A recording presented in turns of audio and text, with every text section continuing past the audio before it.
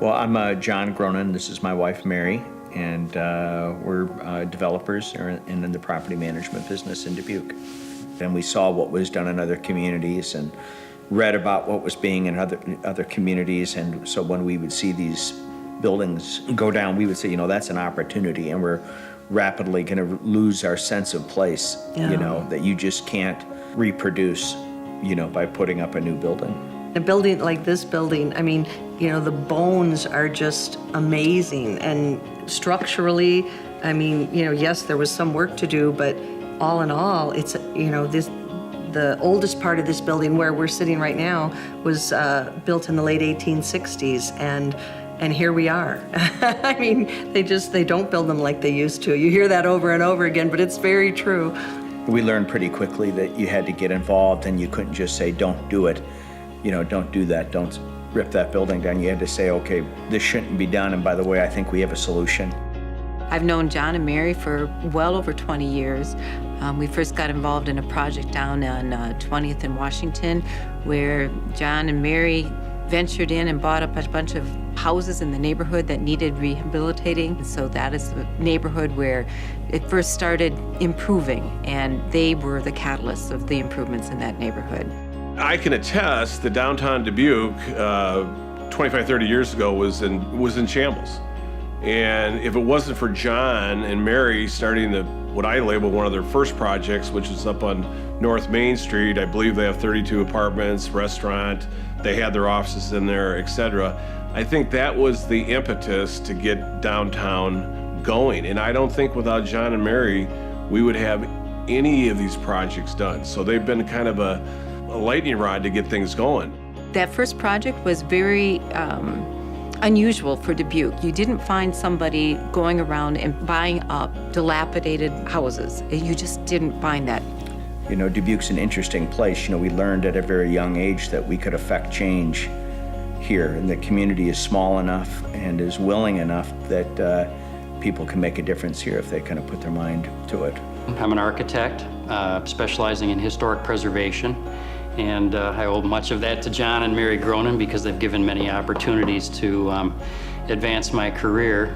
We kind of understood right away that we had a similar mission. We're amazed at the number of just terrific, really good, motivated, passionate people that work with us. They're just fabulous. So we always say I wouldn't say we're embarrassed about it, but when people come up and say, great job on this project or that project, we always, we never want to be disingenuous, and because we didn't do this by ourselves. This Not is by a long shot. Tremendous number of people. They're hard working. They're working every day. It's not like they have a weekend off. They're constantly doing things. They're a great team of the two of them working together. I think the best thing I can take away from John and Mary is persistence pays off. They don't give up. If there's a block in the road, they will figure out a way to blow it up and find another way around it. They're tenacious. John and Mary come at these things with passion and with every single one of these projects with passion. They both have unique skills. Both of them understand the business. Well, I think a big thing is, the Millwork District is still top of mind for us because obviously the Schmidt Innovation Center here, this building was a huge investment in our downtown, and there's still a lot of work to do. Really we're helping to set the stage for people to kind of do their thing and kind of realize their dreams. And it's you can't set the stage like this in a new building.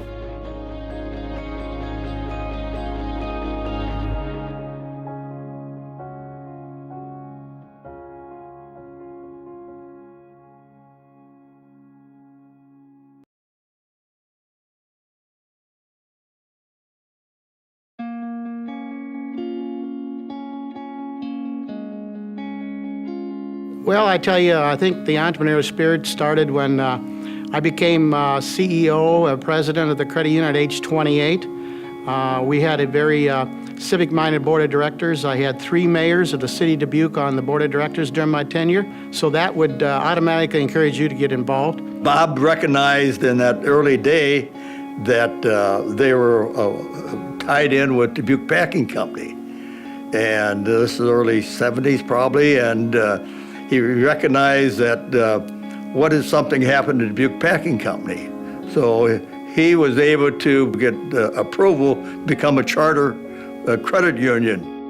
And thanks to his leadership and the talent of the team that he developed, DuPaco is one of the fastest growing credit unions in the United States. It's a model for other credit unions. It's gone from a small shop dedicated to one industry here in Dubuque to being a multi-community credit union with over 60,000 members. And that's testimony to his leadership and his tenacity. Bob Hafer is an impact player. He impacts people at multiple levels within this organization, within the communities we serve. And Bob Hafer is truly deserving of this prestigious honor. Well, I had a lot of great mentors, obviously my parents and teachers in my early days. But in the business world, I'd say I came in contact with tremendous individuals. Many of them are recipients of the Jim Houtz being one of them here, Mr. Dick Bergmeyer, Mr. George Bogus, Mr. Don Myers, who is the mayor of the city, current directors, and Steve Chapman and Randy Skemp. But I also like to send kudos out to the management team at DuPaco.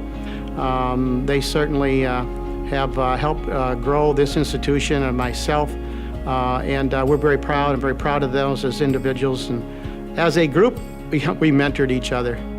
He's one of these guys that no matter what you throw in his path, he finds a way over it, around it, through it, so he keep moving forward. And I think that's the blessing that he's provided to the community and to everybody that has had the pleasure to work with him. DuPaco has been recognized through polls there as one of the best place to work in Iowa. It's also recognized as probably one of the finest credit unions in the country. And all this is, I think, the climate, the environment that Bob created at DuPaco over his 40-year run as CEO. Bob's served in many capacities. He's a wonderful family man. He's dedicated to his employer, DuPaco, to all of his team. It's more of a family than a job. And as a corporate citizen, he's been a phenomenal blessing to the community. Served on multiple committees, and certainly for me, on the board of directors of Greater Dubuque Development. So he was in leadership on stepping up and funding the organization, helping others to understand the value of community development and economic development. And he was a team member really in all things that he does. That's just the nature of Bob. His enthusiasm is contagious and can't be controlled. DuPaco's been very, very successful under Bob Hafer's guidance and leadership. And what I noticed about him is he never rested on his laurels. He was always looking for the next opportunity to create greater impact, to do the right thing and move the organization ahead. And it's easy when you're doing well to just coast and be complacent. And I want to tell you one circumstance. Most CEOs, when they're ready to retire, they don't convert data processing systems. They hand that off to the next party and say, that's too big a headache. One of the last things Bob Hafer did was to convert our IT system to a new platform on his way out. And that should tell you a lot about that man taking on any challenge and not being afraid of anything if it's the right thing to do. Bob Hafer, when you see all that he does, you think, this is more than any man can be. But then once you know him long enough, you realize he's just an example of what every man should be. And that's what Bob Hafer is. Our organization itself has created many successes which ultimately helped me in my life, and the achievements worked together by everyone at the credit union and in the Dubuque-Land area. Certainly we can all be proud of those accomplishments.